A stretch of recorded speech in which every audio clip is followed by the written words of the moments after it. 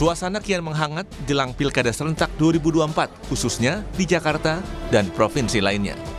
Partai Golkar, sebagai salah satu anggota koalisi Indonesia Maju, menyodorkan putra bungsu Presiden Joko Widodo sekaligus Ketua Umum PSI, Kaisang Pangarep, maju di Pilgub Jakarta. Golkar juga menyodorkan nama pengusaha Yusuf Hamka sebagai bakal cawagup mendampingi Kaisang.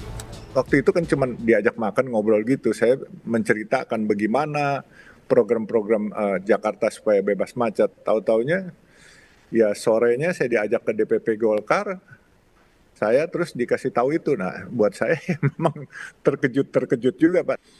Saya mengatakan iya, saya menelpon dulu beberapa guru-guru saya, diantaranya salah satu guru saya yaitu dari Wakil Ketua Umum PBNU, Pak Habib Hilal. Nah, terus beliau bilang, kalau sudah memang diperintahkan, dia bilang jalan. Saya bilang, tapi Bib, saya mau pensiun ini, saya kan udah 67 tahun. Lalu saya dimarahin malah, kamu egois katanya.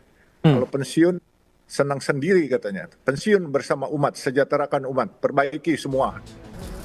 Partai Solidaritas Indonesia (PSI) menyebut belum ada kesepakatan antara PSI dan Partai Golkar untuk bersama-sama mengusung Kaisang Pangarep dan Yusuf Hamka pada Pilgub Jakarta 2024. Bahwa dalam pertemuan tersebut tidak ada kesepakatan di antara kedua partai untuk bersama mengusung Mas Ketum dan Pak Yusuf Hamka. Ide itu memang disampaikan oleh Partai Golkar dalam pertemuan. Ide yang cukup menarik sebenarnya, karena kita tahu bahwa Alun adalah tokoh bisnis yang sukses, populer, dermawan, dan sangat rendah hati meskipun kapasitas personalnya sangat mumpuni. Namun dalam kesempatan kemarin tidak ada kesepakatan antara kedua partai terkait usulan itu. Sementara Ketua Umum PAN Zulkifli Hasan merespons adanya wacana duet Ketum PSI Kaisang Pangarep dan Yusuf Hamka. Zulhas menegaskan tetap mendukung kader internal Zita Anjani maju sebagai cawagup di Pilkada Jakarta. Hingga saat ini dari Koalisi Indonesia Maju atau KIM belum ada kesepakatan terkait wacana tersebut dan belum memunculkan beberapa nama-nama. Belum lagi terus ya, kita biar aja. Kalau PAN kan jelas tuh ada Zita Anjani ya. Jadi nanti akan dibicarakan seperti apa koalisinya, nama-nama yang muncul, terus ada yang baru ya, ada yang lama. Seperti diketahui, nama Kaisang mencuat di bursa bakal calon gubernur Jakarta. Sejumlah manuver politik dilakukan, diantaranya keinginan Kaisang bertemu dengan PDIP, bahkan sebelumnya juga sempat bertemu dengan petinggi PKS yang merupakan parpol di luar Koalisi Indonesia Maju. Akankah Koalisi Indonesia Maju resmi mengusung Kaisang? Siapakah pendampingnya? Mengingat setiap parpol berlomba-lomba untuk memajukan kadernya. Tim Liputan Kompas TV.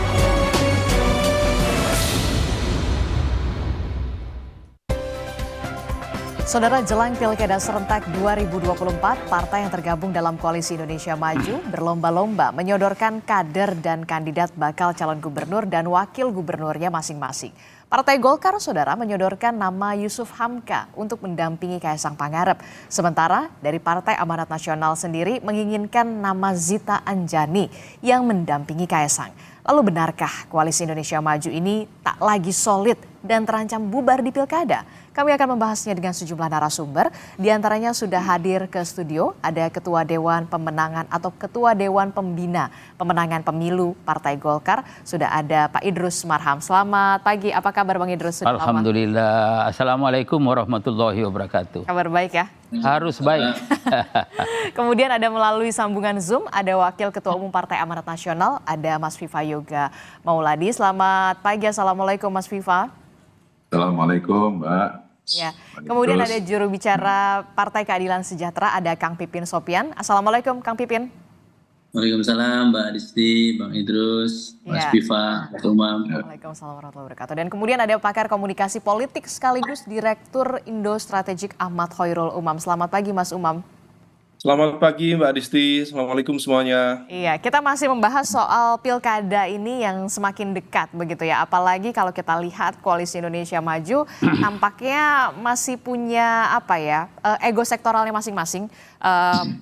Bang Idrus, salah satunya Partai Golkar yang menginginkan nama Yusuf Hamka, kemudian RK tetap di Pilkada Jabar, kemudian ada juga Partai Amanat Nasional yang tetap memajukan nama Zita Anjani. Sebenarnya kalau dikatakan ini Koalisi Indonesia Maju sebenarnya masih solid nggak sih untuk Pilkada ini? Jadi begini Mbak Aristia, jadi dalam dunia politik praktis itu selalu ada simulasi. Karena tujuan kita untuk menghadapi pilkada itu dalam dunia politik praktis kan kita ingin memenangkan pertarungan itu. Nah dalam rangka untuk memenangkan pertarungan itu kan kita mensimulasikan ya termasuk calon-calon yang ada dan tentu kontrolnya ada pada survei-survei yang ada. Nah di Kim sendiri dengan tujuan utamanya adalah bagaimana mengantarkan kepemimpinan Prabowo Gibran ini agar supaya sukses. Dan untuk sukses ini ya bagaimana agar supaya hampir di semua pilkada ini kita bisa menangkan. Jadi pilkada gubernur ada 38, kemudian pilkada kabupaten kota 500 sekian. Itu mestinya kita menangkan ya, utamanya tadi katakan Mbak Risti itu termasuk wilayah-wilayah strategis. Ya, termasuk wilayah-wilayah strategis. Dan untuk memenangkan itu maka kita harus solid. Tetapi sebuah realitas politik juga kita harus hadapi bahwa di dalam menghadapi pilkada ini kan ada banyak kepentingan. Ada kepentingan Kim terkait dengan kesuksesan kepemimpinan Prabowo Gibran dan juga bagaimana desain politik ke depan.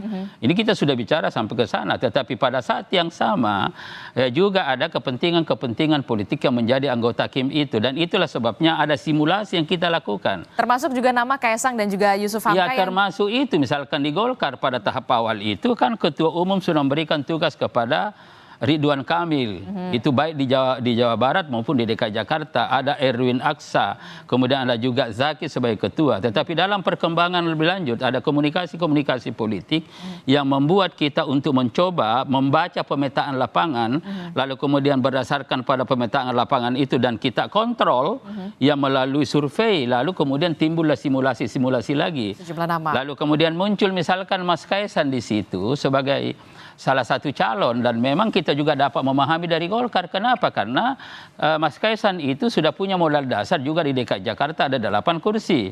Nah pada saat yang sama kalau kita misalkan melihat bagaimana ciri karakter pemilih di DKI Jakarta itu ya ada kecenderungan kepada Mas Kaesang. Generasi muda. Ya generasi muda dan lain-lain.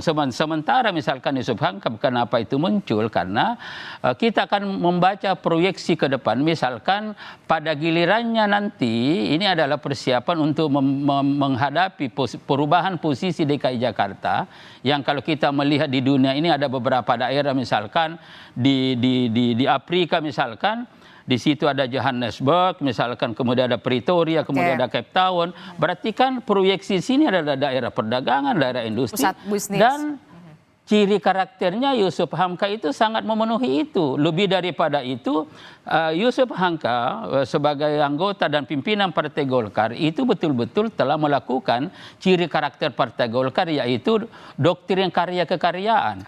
Jadi ini yang dilakukan oleh Pak Yusuf Hamka selama ini dan kita tahu di mana-mana pembagian nasi yang gratis dan lain-lain sebagainya ini kan luar biasa. Dan sudah dilakukan sejak lama. Sudah dilakukan dan itulah muncul ini.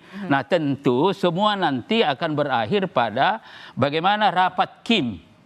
Rapat koordinasi Kim final dan sebelum itu Partai Golkar tetap konsisten ngontrol melalui survei. Jadi ini kita masih akan lakukan survei lagi ini. Tapi kalau dikatakan begini, Golkar maunya memajukan nama Kaesang dan juga Yusuf Hamka ini untuk Pilkada Jakarta agar nama Ridwan Kamil tetap menang di Pilkada Jabar. Jawaban Anda? Kalau itu yang saya katakan tanpa mendahului ketentuan Allah, takdir Allah, ya kalau kita hitung-hitungan di atas kertas ya memang Ridwan Kamil di sana saya kira sudah punya prestasi, komunikasi sosialnya cukup bagus, lalu kemudian ditandai dengan elektabilitas yang tinggi dan juga dukungan dari berbagai kelompok masyarakat, ya elit-elit dan juga masyarakat seperti apa. Saya kira memang seperti itu ya. Ini semua ya. Kita realistis saja. Dengan demikian maka modal dasar untuk Kim, kemenangan Golkar juga adalah kemenangan Kim.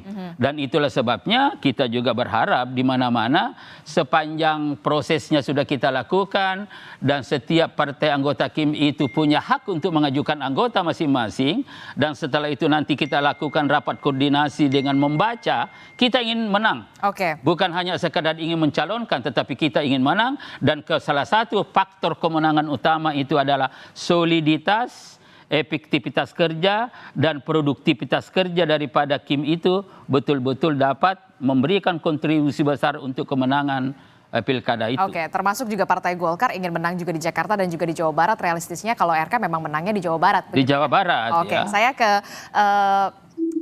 Mas Viva. Mas Viva, ini kalau kita melihat ya, Partai Amanat Nasional juga tampaknya masih kekeh begitu memajukan kader internalnya. Ada nama Zita Anjani yang kemudian juga sudah disodorkan untuk mendampingi Kaisang Pangarep. Nah, apa ini? Sudah ada titik temu nggak sih sebenarnya Koalisi Indonesia Maju nantinya akan finalnya mengusung siapa di Pilkada Jakarta? Prinsipnya Mbak, bahwa konfigurasi politik nasional pada saat Pilpres itu ada yang sama, ada yang berbeda dengan pilkada di beberapa daerah. Jadi kami dari Koalisi Indonesia Maju dalam Pilpres ini berkeinginan agar dalam pilkada ini juga bisa bersama-sama. Tapi dalam realitas politik menunjukkan bahwa tidak seluruh daerah itu Koalisi Indonesia Maju bisa bersatu padu karena tergantung kepada konfigurasi politik daerah yang berbeda atau tidak sama dengan konfigurasi politik nasional. Ada beberapa yang sama kita berkomitmen, misalnya di Jawa Timur, kita satu pasangan calon, kemudian di Jawa Tengah. Nah, yang kita masih dalam proses komunikasi adalah di daerah khusus Jakarta dan di Jawa Barat. Jadi beberapa hal yang berkaitan dengan pilkada itu kita lebih mengedepankan pada soliditas Kim, tapi kalau kemudian berbeda, tidak sama pilihan pasangan calon, ya kita sama-sama bisa saling memahami. Jadi dalam konteks seperti itulah kita menginginkan bahwa proses pilkada ini adalah melanjutkan proses transformasi bangsa setelah pemilu presiden. Kita menginginkan pemimpin-pemimpin daerah yang melanjutkan proses untuk bisa membawa daerah ini ke depan secara lebih eskalatif. Tapi begini Mas Viva, kalau kita lihat kan line up-nya Koalisi Indonesia Maju tampaknya ingin nama Kaisang ini sebagai calon gubernur, sementara untuk calon wakil gubernurnya kalau dari Partai Golkar sudah ada nama Yusuf Hamka, kemudian dari Partai Amanat Nasional sudah ada Zita Anjani. Apakah sudah ada titik temu nantinya Koalisi Indonesia Maju ini finalnya akan seperti apa? Ataukah ini memang nama-nama ini lagi ibaratnya cek ombak dulu lah ya gitu? Kita berupaya agar koalisi Indonesia Maju Plus gitu ya. Jadi bukan hanya Koalisi Indonesia Maju, Koalisi Indonesia Plus ada di daerah khusus Jakarta. Karena masing-masing partai politik tidak bisa mengusung sendirian. Partai Amanat Nasional memiliki 10 kursi, tidak bisa sendirian. Golkar juga sama, PSI termasuk juga PKS yang punya suara terbanyak di Jakarta. Ya, masih perlu kawan koalisi. Jadi masing-masing partai tidak bisa untuk mengusung sendiri, maka perlu kerjasama atau koalisi. Nah, saya merasa bersyukur bahwa masing-masing partai politik cenderung untuk mencalonkan kader-kadernya sendiri. Jadi ini adalah menjadi bagian penting dalam proses kaderisasi di partai, bahwa untuk daerah khusus Jakarta ini masing-masing cenderung untuk mencalonkan kadernya sendiri, dan nanti akan ada titik temu. Titik temunya itu adalah siapa pasangan calon yang akan kita usung bersama dalam koalisi. Tentunya ada prasyaratnya. Prasyaratnya misalnya soal integritas, kapasitas, popularitas, elektabilitas, yang itu menjadi bagian penting dalam proses pemenangan pilkada. Jadi sekarang ini masih dalam proses komunikasi, masih cair, masih dinamis. Nanti kita akan tunggu. Siapa tahu nanti PAN bisa juga bekerja sama dengan PKS, ya kan gitu.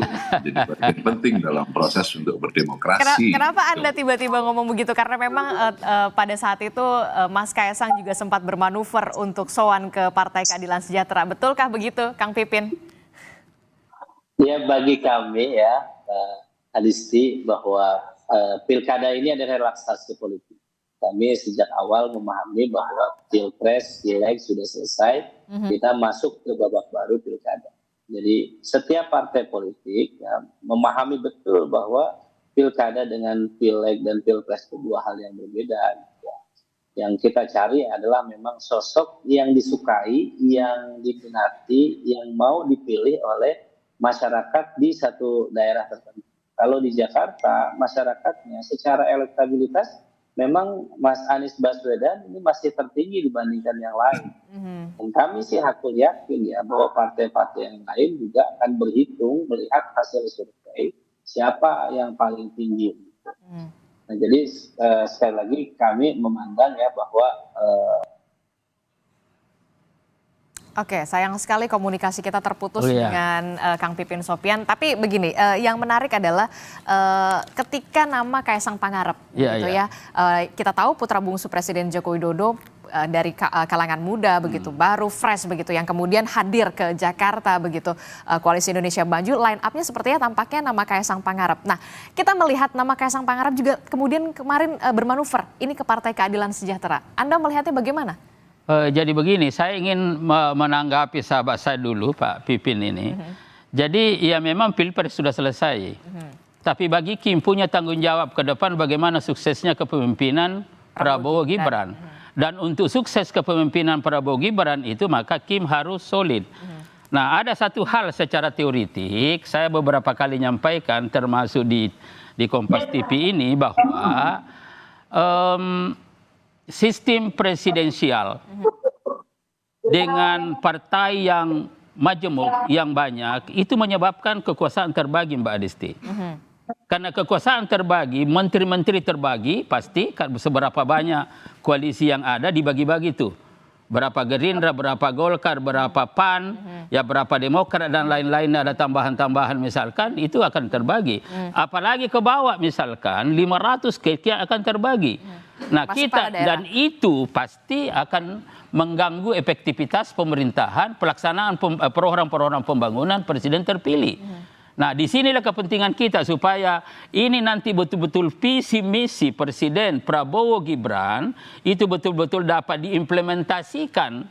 Ya, meskipun tanpa perintah dari atas, tetapi kita sudah ada kewajiban itu kita. Nah, karena itu maka bagi kita tidak bisa dalam rangka untuk menjamin kesuksesan ya kepemimpinan Prabowo Gibran di dalam melakukan pembangunan itu, maka mau tidak mau kita berpikir bagaimana supaya pilkada-pilkada yang ada di provinsi dan kabupaten kota ini kita menangkan. Nah, ini dulu yang harus kita lihat. Jadi tidak boleh. Nah, kalaupun misalkan bahwa itu nanti realitas lapangan, maka kita di Kim idealnya satu. Ya calon misalkan kayak Jawa Timur dikatakan oleh sahabat saya Mas Yoga tadi itu sudah selesai. Tetapi kalau tidak, ya itu lagi mungkin ada 1-2 partai dari Kim itu keluar bersama dengan itu, tidak ada masalah. Tetapi tetap ada satu di sini, konsolidasi di sini. Dan karena itu maka yang ujung-ujungnya nanti bisa juga terjadi. Misalkan kayak proyeksi Banten misalkan. Banten ini misalkan bisa saja all Kim final. Ya, jadi misalkan itu apa yang dicalonkan oleh Gerindra ini dan di sini adalah berpasangan dengan PKS, tetapi di situ leadnya adalah Gerindra misalkan, kemudian juga ada Golkar mencalonkan Airin, berarti kan ini siapapun yang menang untuk kepentingan Kim. Nah, jadi saya kira ini harus ada kesepahaman pikiran ke depan, dan yang terakhir adalah ujung-ujungnya memang nanti ya Kim harus solid dengan pertimbangan-pertimbangan yang ada, dan salah satu di antaranya adalah distribusi posisi harus adil. Distribusi politik itu harus posisi politik misalkan begini. Ini Golkar sudah dapat ini. Tapi dengan pertimbangan-pertimbangan tertentu maka di kabupaten ini misalkan contoh misalkan Jawa Tengah, Jawa Barat.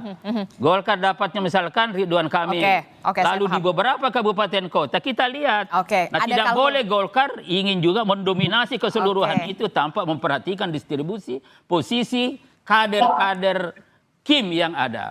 Distribusi posisinya harus benar-benar merata ya. Merata, berkeadilan, tetapi tetap memperhatikan itu tadi yang dikatakan kapasitasnya seperti apa ya, dan elektabilitasnya bagaimana dan lain sebagainya. Oke, Mas Umam, kalau kita sudah lihat, kalau Bang Idrus sudah mengatakan distribusi posisinya itu harusnya merata, khususnya di wilayah-wilayah strategis seperti Jawa Barat, Jawa Tengah, kemudian ada juga Banten dan juga Jakarta salah satunya.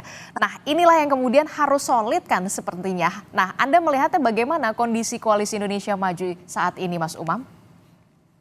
Iya, Mbak Adisti, terkait dengan distribusi posisi dan juga kekuasaan termasuk logistik tadi menggunakan terminologi Bang Idrus, itu memang berada pada tahap idealitas. Tetapi dalam konteks politik praktis sendiri juga seringkali partai-partai juga memiliki agenda kepentingan yang memang harus disinkronisasi di sana. Nah, ini kemudian menjadi tantangan yang kemudian membuat Koalisi Indonesia Maju sendiri di dalam konteks pertarungan wilayah-wilayah strategis kemudian seringkali menemukan kesulitan untuk mencari titik temu. Misalnya apa yang terjadi di Jakarta sendiri. Kemarin memang betul Golkar misalnya mengusulkan nama Kaisang Babah Alun. Tetapi di saat yang sama dalam konferensi pers itu juga kita mendengar secara clear bagaimana kemudian seorang Kaisang juga justru memberikan sinyal yang cukup clear untuk Golkar supaya kemudian mengusung Ridwan Kamil. Mengapa hal itu disampaikan? Besar kemungkinan statement dari Kaisang itu bukan sesuatu yang sifatnya spontan, tetapi betul-betul sudah dipersiapkan oleh PSI maupun dari Kaisang sendiri. Sebagai apa? Sepertinya kalau misal kemudian dalam konteks ini Kaisang sendiri maju di Jakarta, rasanya ada semacam kepercayaan diri lebih dari Kaisang termasuk PSI ketika kemudian maju dalam kontestasi di level Jakarta ketika dia bergandengan dengan Ridwan Kamil yang secara elektabilitas lebih memadai, menjangkau anak muda yang jauh lebih ekspansif, memiliki captive market dari kelompok masyarakat suku Sunda yang jumlahnya 15% berada di DKI Jakarta per hari ini, dan itu menjadi sebuah kekuatan yang cukup memadai untuk melakukan pertarungan secara kompetitif melawan nama yang per hari ini cukup dominan yaitu Mas Anies Baswedan. Nah, ketika kemudian kita melihat di Jawa Tengah, situasinya juga berbeda. Di mana kalau misal kemudian dari sejumlah temuan survei, di Jawa Tengah itu PSI hanya mendapatkan 2 kursi, tetapi elektabilitas tertinggi dari sekian nama adalah Kaisang. Tetapi per hari ini tampaknya semua pihak masih mencoba untuk mereka-reka, termasuk tadi distribusinya rasanya belum menemukan titik temu yang clear, yang jelas, yang seimbang. Nah, ini yang kemudian ingin dicari betul, dan ini menjadi political warning. Kalau Kim di sejumlah wilayah strategis tidak mampu menunjukkan soliditas yang optimal, maka ini akan menjadi sebuah momentum konsolidasi kekuatan bagi rival politik Kim di dalam konteks ini.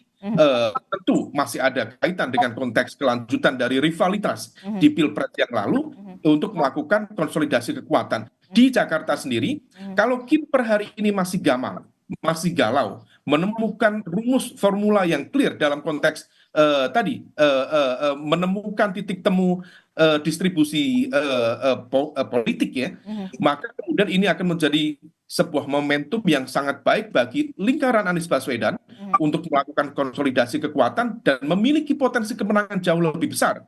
Kalau misal Kim sendiri agak goyah dan kurang begitu firm ke depan. Oke, distribusi posisi ini memang harus benar-benar dilakukan secara cermat dan juga matang. Jangan sampai sudah dikatakan oleh Mas Uma political warning. Mas Viva, Anda melihatnya seperti apa? Singkat saja sebentar. Ya memang saya katakan bahwa ini adalah bagian dari dinamika politik dan masing-masing partai politik cenderung untuk mengusung kadernya sendiri-sendiri. Nanti akan ada titik temu dalam proses untuk penentuan pasangan calon. Tentunya ukuran-ukuran seperti popularitas, elektabilitas, dan beberapa hal yang berkaitan dengan persepsi masyarakat itu menjadi bagian penting dalam proses untuk penentuan pasangan calon. Masih dinamis, masih cair, kita akan menunggu proses dan dinamika politik selanjutnya. Tapi jangan, oke, sebentar Bang Idrus. Tapi ini yang kemudian juga ada anggapan gini, sebenarnya Koalisi Indonesia Maju ini lagi ruwet nih, otak-atik begitu untuk mencari lawan sepadan nama Anies Baswedan yang kita tahu di halaman muka harian Kompas ini nama Anies Baswedan, Litbang Kompas memposisikan nama Anies Baswedan ini di posisi 1, posisi kedua adalah Basuki Cahayapurnama, dan posisi ketiga Ridwan Kamil. Benarkah demikian? Jangan dijawab dulu, tetaplah bersama kami di Sapa Indonesia Pagi.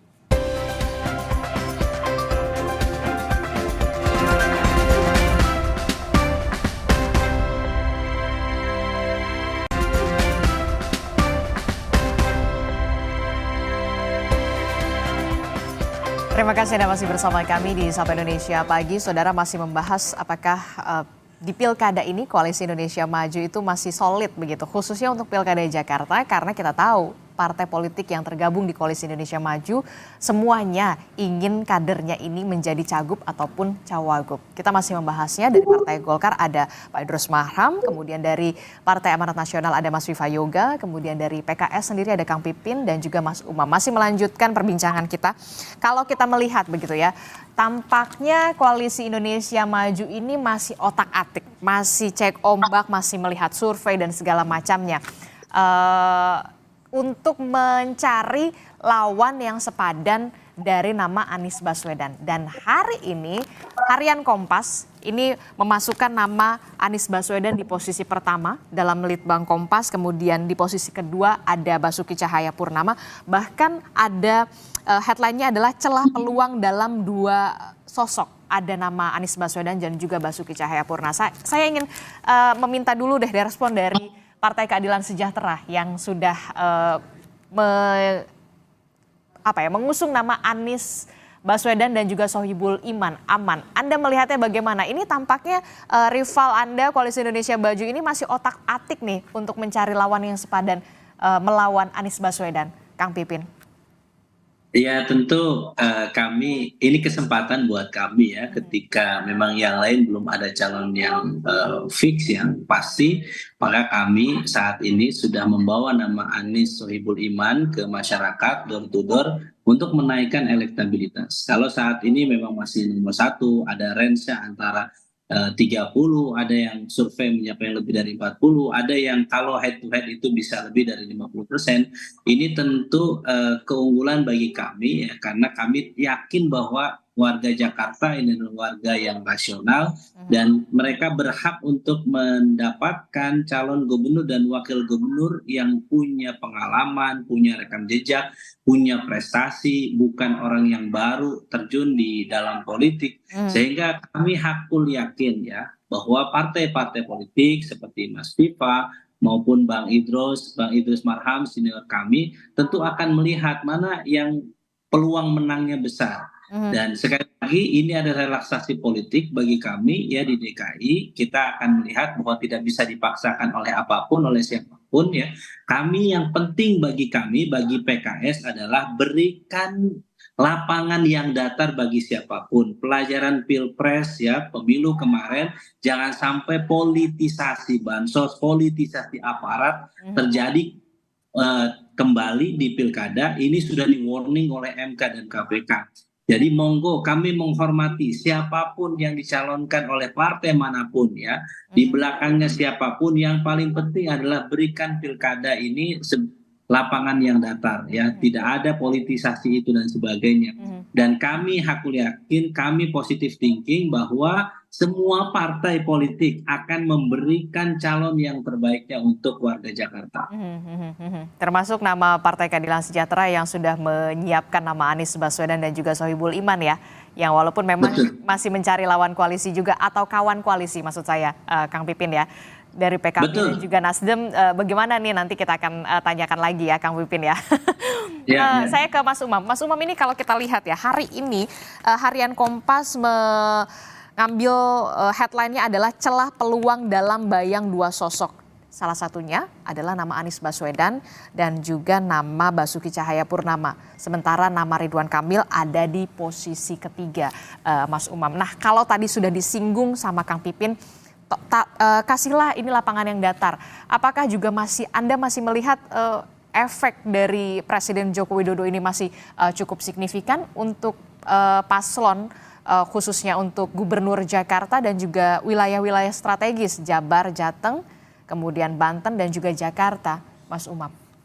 Ya, kalau konteksnya mengukur pengaruh dari Pak Jokowi, tentu akan dipengaruhi oleh komposisi siapa yang kemudian bermain di sana.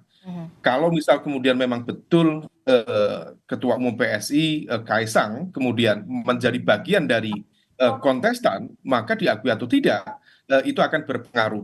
Bukan semata-mata terkait dengan konteks leverage secara politik dia putra dari Jokowi, tetapi juga tentu ada implikasi bagaimana yang kemudian terkait dengan kekuasaan ya. Bagaimanapun juga ada hal-hal yang terlihat, ada hal-hal yang tidak terlihat, yang kemudian memiliki implikasi serius terhadap proses pemenangan, termasuk tadi yang disampaikan oleh Kang Pipin terkait dengan kekhawatiran terjadinya penggunaan instrumen kekuasaan negara. Tentu kekhawatiran itu bisa dipahami dan juga justified, setidaknya kemarin di Mahkamah Konstitusi memberikan acknowledgement terhadap fenomena, sekaligus memberikan warning kepada politik dan juga demokrasi di Indonesia. Nah, kalau misal kemudian nanti Kaisang memang betul, tampaknya ya, ini satu poin yang perlu diantisipasi. Secara pribadi mencermati ada semacam keinginan dari PSI, dari Kaisang untuk bisa masuk dalam kontestasi di Pilkada Jakarta. Oke. Memang elektabilitasnya dibanding dengan di Jakarta, Kaisang jauh lebih tinggi di Jawa Tengah. Tapi kemarin di teman-teman di indikator di SMRC meletakkan nama Kaisang itu di nomor 1 dalam konteks elektabilitas. Bahkan Pak Lutfi itu berada di bawahnya, kemudian Pak Bambang Pacul-Wuryanto itu berada di bawahnya. Tetapi kekuatan PSI di sana itu hanya 2 kursi. Dan di saat yang sama besar kemungkinan itu memang dipengaruhi oleh faktor bias terah atau keturunan atau anak dari Jokowi. Nah, tetapi semacam ada kesadaran bahwa ketika mampu masuk dalam kontestasi di Jakarta dan mampu memenangkan pertarungan di Jakarta, maka itu akan menjadi milestone politik yang jauh lebih efektif secara nasional. Nah, maka kemudian per hari ini sepertinya ekspektasi dari lingkaran Kaisang, termasuk barangkali dari lingkaran Pak Jokowi, ukurannya sederhana. Respon dari Gibran kemarin cukup tegas dan clear ketika kemudian Mbak Puan memberikan seolah lampu hijau ketika kemudian Kaisang melakukan manuver-manuver. Elektabilitas tinggi di Jawa Tengah tapi belusukannya di Jakarta. Elektabilitas tinggi di Jawa Tengah tapi sholat Jumat dan kemudian di cover begitu rupa berada di Jakarta, bukan di Jawa Tengah. Ini kan sebenarnya kan membaca fenomena, sekaligus juga ekspektasi yang ada. Nah, pertanyaan Mbak Adisti tadi, kalau misal kemudian Kaisang betul masuk dalam kontestasi di level Jakarta, dan ingat memang betul Pak Jokowi akan selesai di Oktober 2024, tetapi ada Kakanda, Mas Gibran, yang akan menjadi wakil presiden aktif, dan serta-merta sel-sel kekuasaan yang dulu sudah disemai 10 tahun oleh Pak Jokowi akan hilang begitu saja. Semua akan termaintain dengan baik, dengan salah satunya kehadiran Gibran dalam lingkaran kekuasaan. Maka kalau misal kemudian ditanya efeknya apa? Efeknya masih cukup signifikan dan perlu diantisipasi oleh kompetitor-kompetitor lainnya dalam pertarungan pilkada yang akan datang. Harus cukup diantisipasi karena efek Jokowi ini masih cukup signifikan terasa di pilkada, khususnya di pilkada Jakarta begitu. Kang Pipin, respon Anda singkat saja. Ya tentu kita memahami itu ya, makanya bagi kita sekali lagi ketika ada pasangan calon, ketika Mas Anies besar, Mas Anies tinggi elektabilitasnya, dan kemudian teman-teman ada yang sudah mencalonkan calon yang lain, bagi kami ini adalah anugerah demokrasi. Karena di beberapa daerah ketika calon itu elektabilitasnya terlalu tinggi, maka biasanya calon itu melawan kota kosong. Jadi bagi kami ini sehat bagi demokrasi. Yang paling penting adalah level kedua sehat demokrasi adalah kita fair play. Bagi siapapun ya, kami berharap fair play ini menjadi prinsip kita dalam bertanding, dan ketika pengaruh siapapun ya boleh-boleh saja, sah-sah saja ketika memang tadi aturan mainnya. Kita berharap bahwa rakyat Jakarta diberikan suguhan pertandingan pilkada ini secara sehat ya, mereka diberikan pilihan secara rasional, diberikan kesempatan untuk mendapatkan calon gubernur dan calon wakil gubernur yang memiliki rekam jejak yang baik, rekam gagasan yang baik, dan rekam prestasi yang baik, sehingga Jakarta ke depan pasca tidak menjadi ibu kota, menjadi kota pusat ekonomi yang lebih maju di bawah kepemimpinan gubernur dan wakil gubernur yang punya pengalaman panjang, punya rekam jejak yang baik untuk memimpin Jakarta ke depan. Oke. Saya ke Mas Viva. Mas Viva, ini kan tadi sudah juga disinggung sama Bang Idrus ya, soal distribusi posisi begitu ya, utamanya di wilayah-wilayah strategis di Indonesia, supaya ya bisa dikatakanlah pemerintahan dari Prabowo Gibran ini berlangsung secara kondusif dan juga mulus lah ya begitu ya, karena ada dukungan dari wilayah-wilayah strategis ini. Nah, kalau kemudian nama Zita Anjani dari Partai Amanat Nasional ini belum terpilih lah istilahnya begitu ya untuk Pilkada Jakarta untuk di posisi Cawagup, legowo kah? Ya kan ini masih proses Mbak. Jadi untuk bakal calon siapa yang maju itu belum ada keputusan resmi dari partai-partai politik, kecuali dari PKS sudah mendorong Mas Anies. Dan nanti kan PKS juga tidak bisa sendirian, harus bekerja sama atau koalisi dengan partai politik yang lain. Elektabilitas itu seperti cermin ya, pada hari ini pada waktu tertentu itu bisa berubah untuk seminggu sebulan ke depan. Jadi oleh karena itu kita akan terus mendalami proses dan dinamika politik di Pilkada Daerah Khusus Jakarta, dan kita akan mengetahui siapa nama-nama yang secara resmi nanti akan dicalonkan oleh masing-masing partai yang memiliki kursi. Kalau dari Partai Amanat Nasional saat ini masih tetap untuk mendorong Mbak Zita Anjani sebagai bakal calon wakil gubernur. Nanti akan kita lihat untuk proses dan perkembangan selanjutnya. Jadi bukan soal legowo atau tidak legowo, karena ini belum ada penentuan secara resmi nama-nama yang akan diusung. Bisa saja nanti Golkar juga akan berubah lagi, kan bisa. Kemarin Ridwan Kamil, sekarang Yusuf Hamka, nanti Idrus Marham, kan bisa juga begitu kan. Bisa saja berubah, bahkan tidak hanya Partai Amanat Nasional tapi juga Partai Golkar. Nah, kita melihat hari ini Bang Idrus di Harian Kompas, celah peluang dalam bayang dua sosok, yakni ada nama Basuki Cahayapurnama di urutan kedua dan nama Anies Baswedan yang kita tidak bisa tutup mata ya, Bang Idrus. Nah, sementara nama kader Anda begitu, Ridwan Kamil di posisi ketiga. Pak Adisti, begini, yang namanya survei itu saya kira Mas Hairul Umam tahu persis, dan juga saya dari LIPI peneliti, jadi saya tahu persis bahwa yang namanya survei itu adalah memotret hari ini.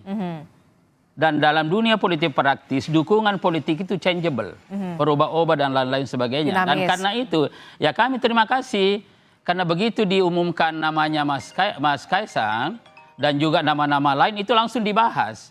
Berarti dengan pembahasan ini secara tidak langsung sudah mensosialisasikan sedemikian rupa nama-nama yang kita itu, dan itu luar biasa. Nah, tapi ada satu hal Adistian, saya ingin sampaikan bahwa di Kim, kalau misalkan di sini bahwa ada pecah, sama sekali tidak, karena memang begini. Prinsip Kim dalam mengambil keputusan itu adalah berdebat di dalam proses apapun. Kita tidak ingin berdebat setelah hasil. Karena setelah hasil itu ada saling menyalahkan. Jadi kita ingin pada tahap awal kita berdebat, kita ada gesekan, ada apa. Sehingga padahal kan tidak, itu adalah sebuah proses. Dan disitulah hak partai-partai yang menjadi anggota Kim untuk menyampaikan pandangan-pandangannya yang wujudnya ada pada mengusulkan calon masing-masing. Dari kader masing-masing. Nah, Golkar, PAN, Demokrat, Gerindra punya hak untuk itu. Nah, tetapi ada satu hal saya kira yang perlu tadi saya tanggapi dengan saudara Hairul Umam, saya kira menarik. Apa itu? Bahwa faktor kemenangan itu tidak hanya satu. Ada karena memang ini kan kontestasi ketokohan, Mbak Adisti. Ya, jadi ada Mas Anies, kemudian ada Mas Ahok, kemudian ada Mas Ridwan, lalu terakhir ada Mas Kaisang dan lain-lain. So ini kan ini kontestasi individu. Tetapi juga peran institusi partai juga cukup besar. Karena bisa saja ini yang memiliki jaringan sedemikian rupa. Dan ada faktor lain tadi, di luar itu, kata Mas Hairul Umam bahwa ada faktor misalkan seberapa jauh misalkan pengaruh Jokowi. Itu Dan yang apakah nanti masih berpengaruh ke depan? Nah, tentu nanti pengaruh-pengaruh yang kita inginkan di sini adalah pengaruh dalam perspektif politik. Tidak lagi menimbulkan kecurigaan-kecurigaan dari yang lain. Bahwa ini nanti memanfaatkan lagi bansos, memanfaatkan lagi. Dan pada saat pemilu di pilkada dilakukan, Pak Jokowi tidak lagi menjabat sebagai presiden. Nah, artinya itu sudah tidak mungkin. Dan kalaupun itu dilakukan, kan itu sama dengan bunuh diri, Kim. Dan saya punya keyakinan itu tidak. Jadi ini harus kita lihat. Jadi proses pengambilan keputusan, pada proses kita berdebat habis-habisan. Tetapi pada akhirnya satu. Setelah diambil keputusan, bahwa ini adalah Kim dan ini dengan parameter yang ada yang menjadi dasar menentukan kebijakan itu, kita dukung sepenuhnya. Oke, Kang Pipin, silahkan respon Anda. Kalau misalkan nanti ada faktor eksternal dan juga internal, termasuk juga efek Jokowi, sudah dikatakan soal bansos ini sudah tidak lagi menjabat sebenarnya Presiden Joko Widodo ini. Ya, tentu itu harapan kita semua ya, bagi kita siapapun nanti yang diusung oleh Kim ya dan oleh yang kemarin menang Pilpres, tentu kami positive thinking. Karena di beberapa daerah juga kami koalisi, seperti di Banten ya, kami Gerindra dengan PKS itu berpasangan ya untuk mengusung di pilkada. Dan sekali lagi kami tentu memberikan kesempatan bagi siapapun ya untuk bertarung secara sehat, dan ini sebetulnya harus menjadi perhatian bagi kita semua. Ketika kita memilih pemimpin, maka kita harus mendengarkan juga bagaimana catatan-catatan pertarungan di waktu kemarin ketika di sidang MK maupun saran dari KPK ya terkait dengan catatan-catatan kemarin sehingga tidak terulang kembali. Jadi catatan-catatan itu memberikan kepada kita supaya demokrasi kita sehat. Ya, kita sangat menyayangkan ketika demokrasi kita masuk ke demokrasi yang cacat. Dan ini tentu harus menjadi PR bagi kita semua partai politik agar hajatan-hajatan politik ini adalah hajatan rakyat, diserahkan kepada rakyat, dan tentu kita punya tanggung jawab untuk menyajikan calon-calon kepala daerah yang terbaik. Dan saya kira itu yang kita harapkan. Karena efeknya dampaknya untuk 5 tahun langsung kepada rakyat. Setuju Mbak Desti, setuju. Ya, setuju, tapi begini catatan nih sahabat saya. Singkat saja Bang Idrus, singkat saja. Singkat saja bahwa kita ini bukan lawan politik, tapi mitra politik dalam rangka membangun bangsa. Ini dulu yang harus kita clearkan. Jadi menyebut Kim tidak berarti di luar Kim itu adalah lawan politik. Musuh politik, tetapi ini adalah mitra politik. Nah ini saya kira harus kita pahami secara bersama-sama. Kemudian catatan saya, ini kelanjutan dari sahabat saya Mas Pipin. Ya artinya itu kita setuju semua yang ideal seperti itu. Tetapi jangan nanti kalau ada yang kalah lalu kemudian mencari satu alibi seakan-akan yang menang itu pasti curang. Nah ini juga kita harus hindari, warning juga gitu. Kalau kita kalah aja gitu loh. Oke, baik. Bang Idrus sudah saya tangkap. Tapi begini, kita punya catatan kritis pastinya Mas Umam. Catatan apa yang ingin disampaikan untuk Koalisi Indonesia Maju yang tampaknya juga sampai saat ini nanti dikatakan oleh Bang Idrus nggak apa-apa berdebat dalam prosesnya nantinya, jangan sampai pada akhirnya. Kemudian untuk pasangan PKS juga yang memang sudah mengusung nama Anies Baswedan dan juga Sohibul Iman itu, bagaimana? Apakah nanti akan ada potensi yang harus di-warning juga oleh Koalisi Indonesia Maju, jangan sampai pecah, jangan sampai tidak solid di pilkada? Apa catatan Anda terakhir? Ya, memang Koalisi Indonesia Maju salah satu elemen kekuatan yang sangat berkepentingan untuk memenangkan basis kekuatan terutama di wilayah-wilayah strategis. Ini bukan sekedar bagaimana kemudian mengamankan proses kebijakan di pemerintahan baru, terutama di wilayah-wilayah tersebut, tetapi juga tentu seringkali dalam kontestasi kekuasaan ketika sudah menang di satu pilpres seringkali ingin tetap mempertahankan kemenangan itu di periode kedua. Nah, kalau misal kemudian ingin memenangkan di periode kedua, maka salah satu milestone yang sangat berpengaruh adalah di momentum pilkada 2024 ini. Karena 2029 akan dilakukan pilkada yaitu di November 2029. Dan sebelum itu ada momentum pileg dan pilpres yang akan dipengaruhi oleh komposisi kemenangan dalam konteks pilkada saat ini. Nah ini yang kemudian seharusnya kemudian memang betul-betul menjadi trigger sekaligus juga lecutan semangat ya bagi teman-teman di Koalisi Indonesia Maju untuk tidak bermain dengan slow, dengan cara yang slow. Ini harus cepat, ini geraknya harus cepat. Meskipun realitasnya tadi yang dalam terminologi Bang Idrus, distribusi posisi itu tidak mudah. Kalau terdistribusi secara merata, tentu Golkar tidak akan mendapatkan 109 kursi, semuanya jumlahnya akan sama. Nah, ini yang kemudian ada elite contestation di dalam koalisi besar, di Koalisi Indonesia Maju yang harus diantisipasi betul. Dan ingat, semakin tidak solid Koalisi Indonesia Maju, disitulah momentum terbesar bagi kompetitor yang lain, dalam konteks Jakarta adalah bagi lingkar dekat Anies Baswedan untuk mengkonsolidasikan kekuatan politiknya secara lebih efektif dan melakukan ekspansi secara elektoral, terutama di wilayah-wilayah yang tadi tidak begitu kuat seperti Jakarta Utara, Jakarta Barat, dan lain sebagainya. Nah, ini yang kemudian harus diantisipasi.